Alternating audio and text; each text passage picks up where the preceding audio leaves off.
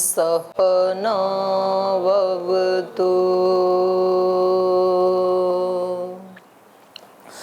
सहनौ भुनक्तु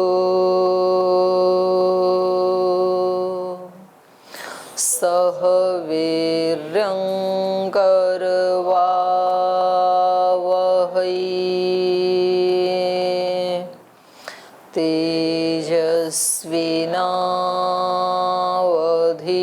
तेजस्विनावधीतमस्तु मा विद्विषावहै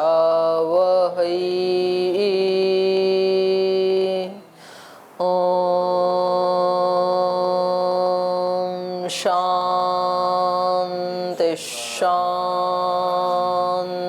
शांति।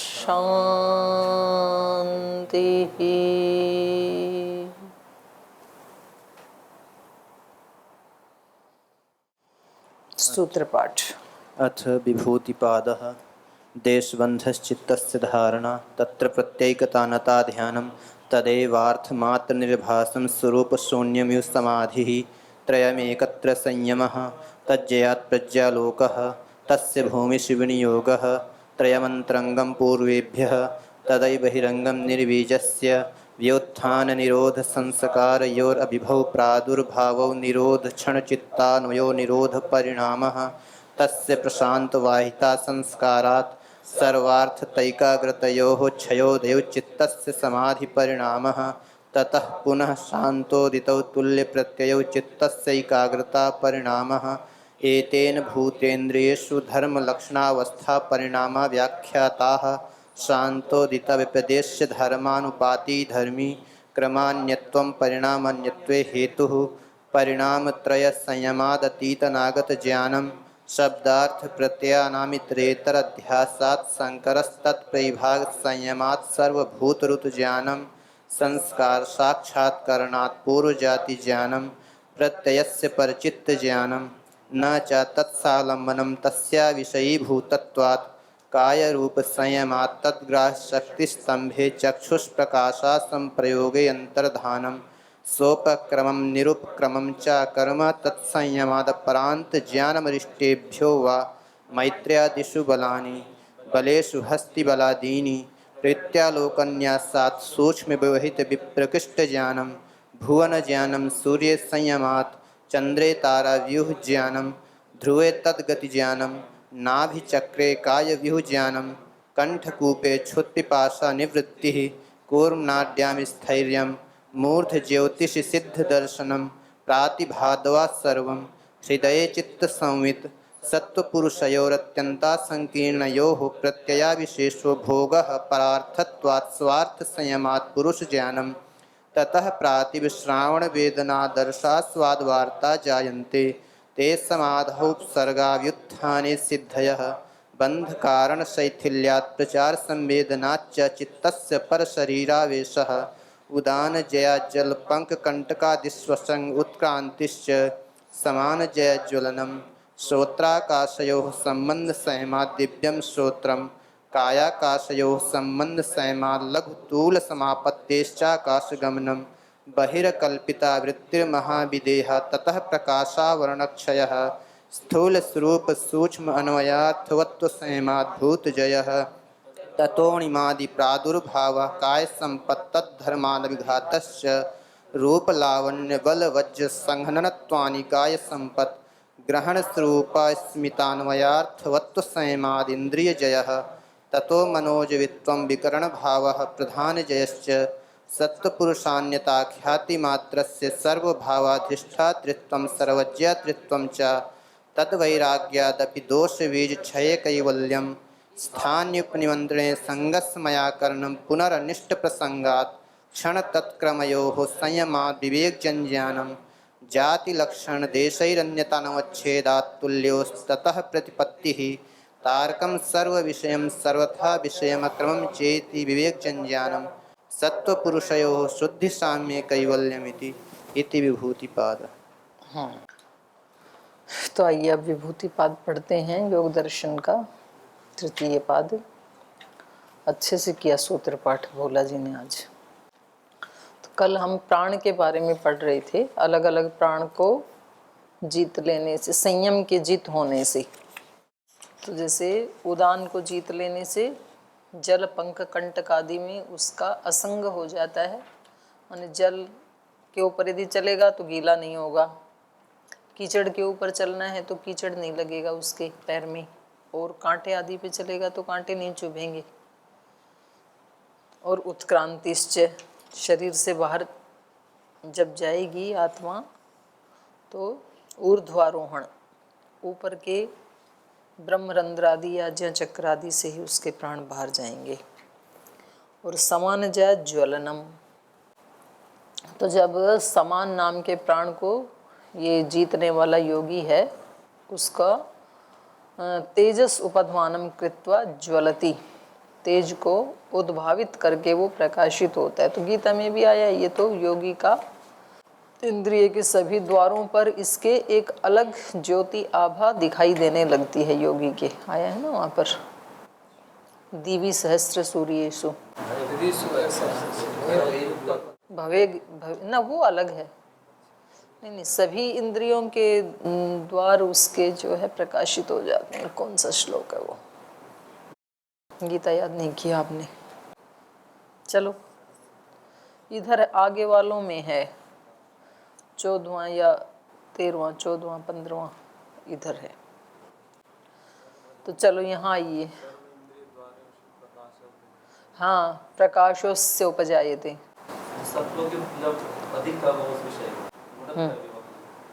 जी। तो आगे चलिए, श्रोत्राकाशयोः संबंध संयमात् दिव्यम श्रोत्रम। एक तो इन सिद्धियों को पढ़ने से ना ये भी पता लग रहा है कि इंद्रियां जो अभी हमारे पास हैं सामान्य, उन इंद्रियों में दिव्यता लाई जा सकती है योग के माध्यम से। यहाँ इंद्रियां भी दिव्य होने की बात कही जा रही है और विषयों के भी दिव्य होने की बात कही जा रही है। कल बात आई थी ना, दिव्य रूप, दिव्य स्पर्श, दिव्य गंध। तो एक तो सामान्य इंद्रियां, सामान्य उनके विषय, और दूसरा जो है उत्कृष्ट इंद्रियां, उत्कृष्ट विषय, और तीसरा है दिव्य इंद्रियां, दिव्य विषय। तो ये ही आरोहण का क्रम है। अब भगवान ने तो इंद्रियां एक जैसी ही दे दी, लेकिन वो इंद्रियां, अब एक व्यक्ति की आंखें जो हैं वो हमेशा ही दोष से युक्त रहती हैं, तो उस इंद्रिय को क्या कहा जाएगा? निकृष्ट इंद्रिय कहा जाएगा ना, सामान्य इंद्रिय कहा जाएगा। और उसका विषय भी फिर सामान्य ही होगा। जैसी इंद्रिय वैसी वो उससे देख पाएगा, वैसा ही ज्ञान होगा। तो इस मनुष्य शरीर में रहते हुए भी 3 प्रकार की इंद्रियां हो सकती हैं। सामान्य इंद्रियां, सामान्य उनके विषय, क्या देख रहा है वो व्यक्ति, क्या खा रहा है। और एक होता है फिर उत्कृष्ट इंद्रियां, जो योगाभ्यासी हैं, जो थोड़ा सत्व प्रधान व्यक्ति हैं, तो उनकी आँखों में, उनकी आँख क्या देखती हैं? एक उत्कृष्ट भारत को देखती हैं, एक हंसती खेलती मानवता को देखना चाहती हैं उनकी आँखें। उनके सपने अलग होते हैं ना उनकी आँखों में। तो ये हैं उत्कृष्ट इंद्रियां, और उनका विषय भी उत्कृष्ट होता है फिर। और एक होती हैं फिर दिव्य इंद्रियां, जो भगवान कृष्ण ने अर्जुन को दी थी, दिव्य दृष्टि।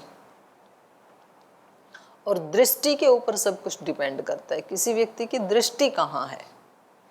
कोई व्यक्ति बहुत धन पास में होने से भी बड़ा नहीं होता है, पद पास होने से भी बड़ा नहीं होता है। बड़ा वही व्यक्ति होता है जिसकी इंद्रियों में दिव्यता आती है। तो जो सब इस जगती से वो सारे संसार को अपने सगुण साकार ईश्वर का ही रूप जब देखने लग जाता है, तो फिर उसको सब जगह वही दिखता है जो अर्जुन को दिख रहा था। उसको वृक्षों में भी कृष्ण ही दिखता है, उसको जल में भी सब जगह कृष्ण ही दिखता है, उसको प्रकृति में भी, सांपों में भी, सब जगह उसको उसके दर्शन हो जाते हैं। ये दिव्य दृष्टि है। तो ऐसे ही इसका प्रमाण या उसकी पुष्टि योग दर्शन भी कर रहा है। तो ये कह रहे हैं कि श्रोत्र आकाशयो संबंध संयमा दिव्यम श्रोत्रम। अब जो हमारी श्रोत्र इंद्रिय है वो भी स्थूल है, हम सब उसकी फीलिंग करते हैं। अब शब्द सुन रहे हैं तो श्रोत्र इंद्रिय की अनुभूति हम कर ही रहे हैं ना, ये प्रमाण है कि हमारे पास श्रोत्र इंद्रिय है। और आकाश में हम बैठे हैं तो इसको भी हम अनुमान प्रमाण से जान रहे हैं, और थोड़े जागरूक हैं तो प्रत्यक्ष प्रमाण से जान रहे हैं। और इन दोनों का संबंध, श्रोत्र का और आकाश का जो संबंध है उसमें संयम करने से फिर ये श्रोत्र सामान्य श्रोत्र नहीं रहते हैं, फिर ये दिव्य श्रोत्र हो जाते हैं। तो कैसे वो भाष्यकार बता रहे हैं, सर्व श्रोत्राणाम आकाशम प्रतिष्ठा सर्व शब्दानाम च। सर्व श्रोत्राणाम, जितने भी श्रोत्र इंद्रिय हैं उन सब की प्रतिष्ठा, उन सब का आश्रय आधार कौन है? आकाश। क्योंकि श्रोत्र इंद्रिय क्या है? आकाश ही है। तो ये ऐसे सीधा सीधा तो नहीं कह रहे हैं आकाश ही है, क्योंकि आकाश का भी पूरा भाग श्रोत्र इंद्रिय नहीं है ना, केवल कान के अंदर का जो आकाश है वो ही है। लेकिन उसकी प्रतिष्ठा भी, जो कर्णेंद्रिय के अंदर आकाश है जिसको हम श्रोत्र इंद्रिय कहते हैं, उसकी प्रतिष्ठा भी आकाश है। और सर्व शब्दानाम च, और सारे शब्द भी कहाँ रहते हैं? आकाश में ही रहते हैं, उनकी प्रतिष्ठा, उनका आश्रय भी आकाश है। यथोक्तम, जैसे इसके बारे में कहा है, तुल्य देश श्रवणानाम एक देश श्रुतित्वम सर्वेषां भवति। तुल्य देश श्रवणानाम, एक समान स्थान में जो बैठ करके सुनने वाले हैं उनका एक देश श्रुतित्व भवति सर्वेषां, तो उन सब का एक ही प्रकार का वो होता है श्रवण, एक श्रुतित्व होता है। जैसे मानो आप इस कक्षा में बैठे हैं तो इस कक्षा में जो लोग बैठे हैं उन सब लोगों की कर्णेंद्रिय कहाँ प्रतिष्ठित है? आकाश में। और जो यहाँ शब्द बोला जा रहा है वो शब्द भी कहाँ है? आकाश में। तो एक स्थान में बैठने वाले लोगों को सबको एक ही तरह का सुनाई दे रहा है। तो इससे पता लग रहा है कि श्रोत्र इंद्रिय का और आकाश का संबंध है आपस में, क्योंकि शब्द तो आकाश का विषय है, शब्द तो श्रोत्र इंद्रिय का विषय है और आकाश का गुण है। शब्द रहता कहाँ है? आकाश में। और ये सुनता किससे है? श्रोत्र इंद्रिय से। तो क्योंकि हमें शब्द सुनाई दे रहा है, एक देश में बैठे लोगों को एक ही जैसा शब्द सुनाई देता है। आप यहाँ जितने विद्यार्थी बैठे हैं तो मेरा एक जैसा ही शब्द सबको सुनाई दे रहा है, अलग अलग नहीं सुन रहा है। और जो दूसरी कक्षा में बैठे हैं बाजू वाले कमरे में, अब मानो वहाँ भी कोई एक पाठ चल रहा है, तो उन लोगों को ये वाला सुनाई नहीं देगा, वो वाला सुनाई देगा। एक तीसरी कक्षा चल रही है, उसमें भी पाठ चल रहा है। तो यदि पूरा एक ऑल ओवर दृष्टि से देखें तो आकाश तो एक ही है, लेकिन उस आकाश में भी एक आकाश इस कमरे से संबंधित हो गया। तो यहाँ जो बैठे हुए लोग हैं और उनकी जो श्रोत्र इंद्रिय है उसका संबंध इस वाले आकाश में जो शब्द अभिव्यक्त हो रहा है उसी से ही है। उस वाले कक्ष का जो आकाश है उसमें जो शब्द हैं उनके साथ संबंध हमारा नहीं है। तो ये कह रहे हैं कि तुल्य देश श्रवणानाम एक देश श्रुतित्व सर्वेषां भवति, सबको एक श्रुतित्व ही होता है, एक जैसा शब्द ही सुनाई देता है। तच्च एतत् आकाशस्य लिंगम, तो ये आकाश का प्रमाण है कि आकाश है, एक जैसा सुनना। और एक जैसा सुनना ये आकाश का तो प्रमाण है ही, और साथ साथ अनावरणम च उक्तम, उसमें कोई आवरण नहीं है आकाश में।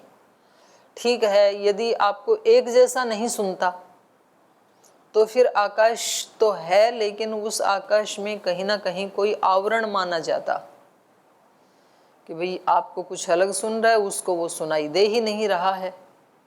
और मान लो यहाँ ऐसा हो कि कोई एक बधिर व्यक्ति भी बैठा हो तो उसको नहीं सुनेगा फिर। तो इसका मतलब है उसकी कर्णेंद्रिय के ऊपर कोई आवरण है, और यदि तुल्य देश में बैठे लोगों को एक श्रुतित्व ही हो रहा है तो इससे पता लग रहा है कि यहाँ आकाश विद्यमान है, चाहे हमें दिखाई नहीं दे रहा है टेबल कुर्सी की तरह से स्थूल रूप में, लेकिन क्योंकि श्रोत्रेंद्रिय जो है वो भी एक आकाश ही है, तो हमारी श्रोत्रेंद्रिय शब्द का ग्रहण कर रही है, तो ये भी इस बात का प्रमाण है कि आकाश है। और क्योंकि शब्द भी आकाश का ही गुण है तो शब्द हमें सुन रहा है, तो इससे भी पता लग रहा है आकाश है। और आकाश अनावरण वाला है, कोई आवरण नहीं है उसमें। तथा अमूर्तस्य अनावरण दर्शनात् विभुत्वम अपि प्रख्यातम आकाशस्य। और कह रहे हैं इसी प्रकार से ये आकाश अनावरण वाला है, कोई आवरण नहीं है उसमें। तथा अमूर्तस्य अनावरण दर्शनात्, ये जो अमूर्त आकाश है इसका अनावरण देखे जाने से विभुत्वम अपि प्रख्यातम, तो उसका विभुत्व भी कहा जाता है। फिर अनावृत है और विभू भी है, वो कोई आवरण नहीं है ना, तो सब जगह व्याप्त है फिर आकाश। तो विभुत्वम अपि प्रख्यातम आकाशस्य शब्द ग्रहणानुमितम श्रोत्रम। कैसे पता लगा ये? शब्द ग्रहण से, शब्द ग्रहण अनुमितम श्रोत्रम। आकाश का पता कैसे लगा? क्योंकि शब्द आकाश में ही रहते हैं और हम सब बैठे, इससे आकाश का पता लगा। और क्योंकि हमें सुन रहा है तो इससे पता लगा कि श्रोत्रेंद्रिय भी है, क्योंकि शब्द ना तो घ्राण से गृहीत हो सकता है, ना चक्षु से हो सकता है, ना रसना से हो सकता है, ना त्वक से हो सकता है। तो फिर भी हो रहा है, लेकिन शब्द तो सुनाई दे रहा है। तो इससे पता लगता है कि कोई पांचवी भी इंद्रिय है और वो क्योंकि सुनने का काम करती है तो इसलिए उसको कह दिया श्रोत्रम। तो शब्द ग्रहणानुमितम श्रोत्रम, शब्द के ग्रहण से श्रोत्रेंद्रिय अनुमित होती है, श्रोत्रेंद्रिय का प्रमाण हमें मिलता है। बधिरा बधिरयोः एकः शब्दम गृह्णाति अपरो न गृह्णाति इति। और दूसरा इससे भी पता लगा श्रोत्रेंद्रिय का कि एक बधिर व्यक्ति है और एक अबधिर है, तो उन दोनों में से एक है शब्दम गृह्णाति, जो अबधिर है वो तो शब्द का ग्रहण करता है, लेकिन अपरो न गृह्णाति थी, दूसरे को तो ग्रहण नहीं होता है। आकाश भी है, दूसरा व्यक्ति बोल भी रहा है लेकिन इसको सुनाई नहीं दे रहा है, तो इसका मतलब क्या हुआ? इसके पास श्रोत्रेंद्रिय नहीं है। तस्मात् श्रोत्रम एव शब्द विषयम। तो इससे ये भी पता लग गया कि ये जो शब्द है ये श्रोत्रेंद्रिय का ही विषय है, अन्य किसी इंद्रिय का विषय नहीं है, क्योंकि अन्य इंद्रियां तो उस व्यक्ति के पास भी हैं, बधिर व्यक्ति के पास भी एक ही इंद्रिय उसके पास नहीं है, इसलिए उसको शब्द सुनाई नहीं दे रहे हैं। तस्मात् श्रोत्रमेव शब्द विषयम श्रोत्र आकाशयो संबंधे कृत संयमस्य। तो अब ये दो चीजें अनुमान प्रमाण से सिद्ध हो गई, श्रोत्रेंद्रिय भी कोई है और आकाश भी है, क्योंकि एक स्थान पे बैठे हुए लोगों को एक ही जैसे शब्द सुनाई दे रहे हैं। तो अब ये दो चीजें यदि सिद्ध हुई तो इन दोनों का आपस में कोई संबंध भी है। तो क्या संबंध है? श्रोत्रेंद्रिय और आकाश का क्या संबंध है? आपसे पूछ रही हूँ। दोनों का क्या संबंध है जिसमें वो संयम करेगा योगी?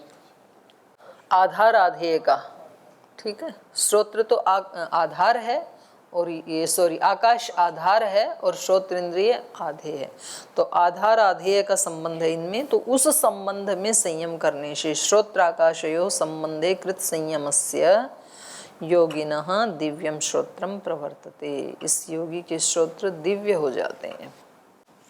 दिव्य श्रोत्र होने का फल क्या होगा? दिव्य श्रोत्र होने से उस व्यक्ति को, जैसे पीछे आया था ना रूप का, सूक्ष्म व्यवहित अप्रकृष्ट तीनों का ज्ञान हो जाता है। तो ऐसे ही इस व्यक्ति को सूक्ष्म शब्द भी सुनेंगे जब दिव्य श्रोत्र हो जाएगा। तो अभी तो हम भगवान से अपनी बातें तो सारी बोल देते हैं, भगवान जी ने क्या कहा वो नहीं सुनाई देता है।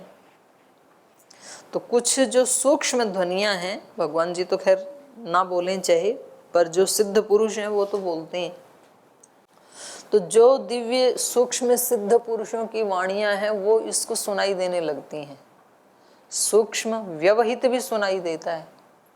कहाँ कौन क्या बात कर रहा है वो बता देते हैं, बोले आप उसके पास बैठे हैं और इस विषय में बात कर रहे हैं, ऐसे बता देते हैं, बिल्कुल वही बात बता देते हैं। सूक्ष्म व्यवहित और विप्रकृष्ट बहुत दूर का भी बता देते हैं कि आपके बारे में वहाँ पर यूके में वो व्यक्ति ऐसे बोल रहा है, ऐसी प्लान बना रहा है, और वो बाद में पता लगता है कि बिल्कुल ठीक ही बात थी वो। तो ये है दिव्य श्रोत्र जी। यहाँ जो विभुत्व शब्द आया है दीदी, तो आकाश के लिए, तो क्या शब्द को भी विभुत्व मानना पड़ेगा? नहीं, शब्द को क्यों मानोगे विभुत्व? क्योंकि जहाँ जहाँ आकाश होगा क्या वहाँ वहाँ शब्द होगा, ऐसा? नहीं, शब्द आकाश में रहता है पर आकाश की तरह सर्वत्र व्याप्त होके रहता है। ये तो इसी से खंडित हो गया है कि हमारा शब्द उस कक्षा में नहीं सुनाई दे रहा, तो इसका मतलब आकाश के उस पार्ट में तो नहीं है ये शब्द। आकाश को तो ऊपर अनावरण कहा गया जैसे, ठीक है, तो इससे तो ये है कि आकाश है जहाँ, तो वहाँ शब्द होना चाहिए। नहीं, ये तो व्याप्ति नहीं बनेगी। शब्द आकाश में रहता है तो जरूरी थोड़ी है कि जितना आधार है उतना ही आधेय होगा, ये तो व्याप्ति नहीं बनेगी। आधेय तो किसी एक कोने में रहता है, दोनों का संबंध आधार आधेय का है ना। व्यंजक से प्रकाशित होंगे तो व्यंजक होगा तो शब्द बोले। हाँ, वो तो होगा, पर एक ही शब्द वहां सब जगह हो, ये तो प्रत्यक्ष प्रमाण से भी खंडित है। जो मेरा शब्द है वो इस कक्ष में तो है लेकिन फेज 1 में नहीं है वो शब्द, तो कैसे व्याप्त होगा? शब्द नहीं होगा फिर। लेकिन यदि आप शब्द जाति की दृष्टि से कहें तो शब्द जाति तो आकाश में है ही, मतलब कहीं पर भी वो उत्पन्न हो सकता है, ये सामर्थ्य है शब्द की। अगर फेज 1 में जाके बोलेंगे तो वहां भी उत्पन्न हो जाएगा, क्योंकि वो आकाश में रहने वाला है ना। लेकिन तो भी उसको व्याप्त नहीं कहेंगे कि शब्द यदि आकाश का गुण है तो जैसे आकाश व्याप्त है वैसे शब्द भी व्याप्त है, ये व्याप्ति नहीं बनेगी। तो चलें आगे। तो ये हो गया दिव्यम श्रोत्रम। ऐसे भी कुछ का मत रहता है कि जैसे शब्द हम बोलते हैं तो तीव्र मंद मंदतर ऐसे होता जाता है, तो फिर वो इतना मंद हो जाता है सुनाई नहीं देता, लेकिन एक बार अंतरिक्ष में तो रहता ही अत्यंत मंद स्वर होता रहता है ऐसे भी।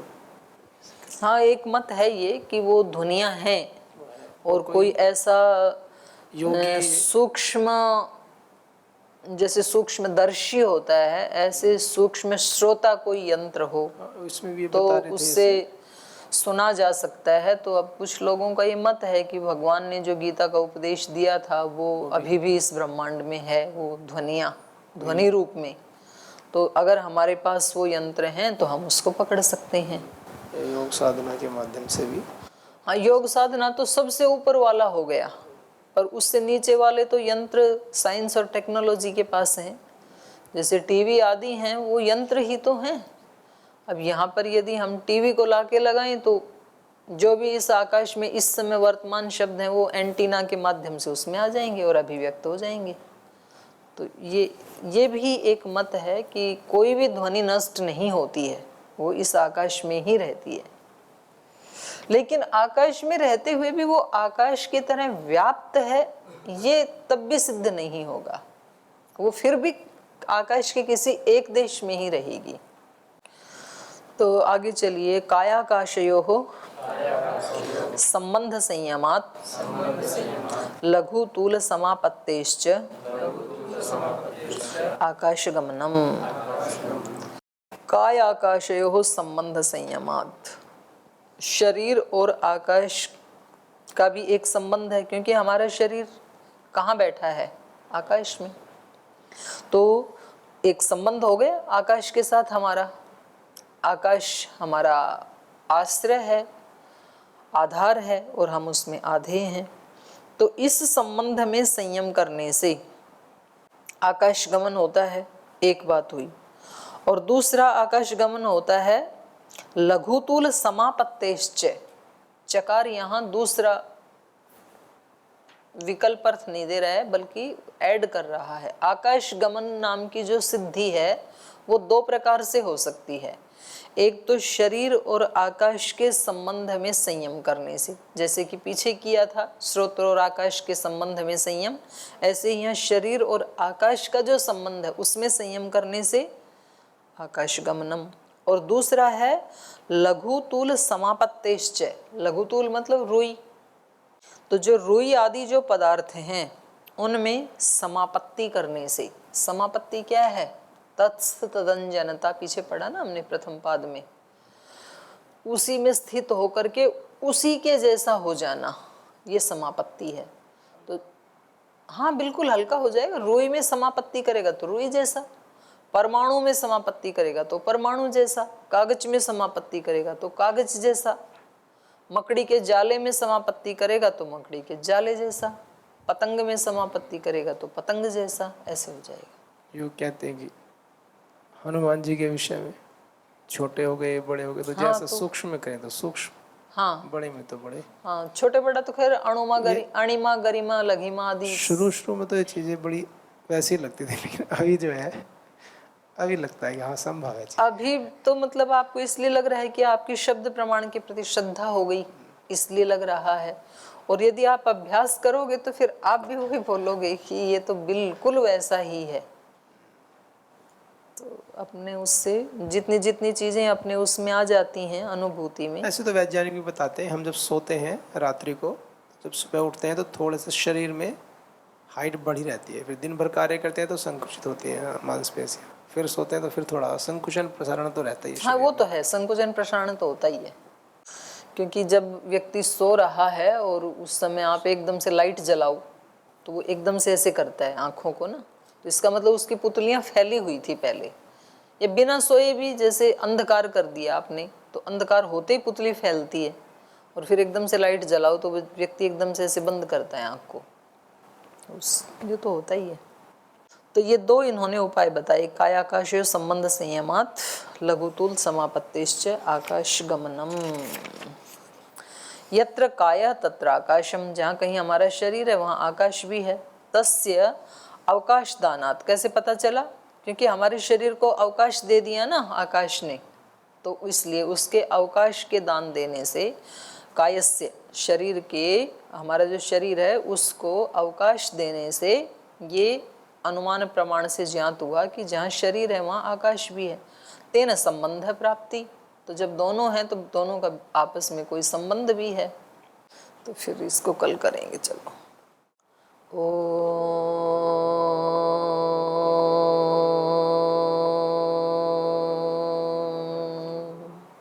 शांति शांति शांति।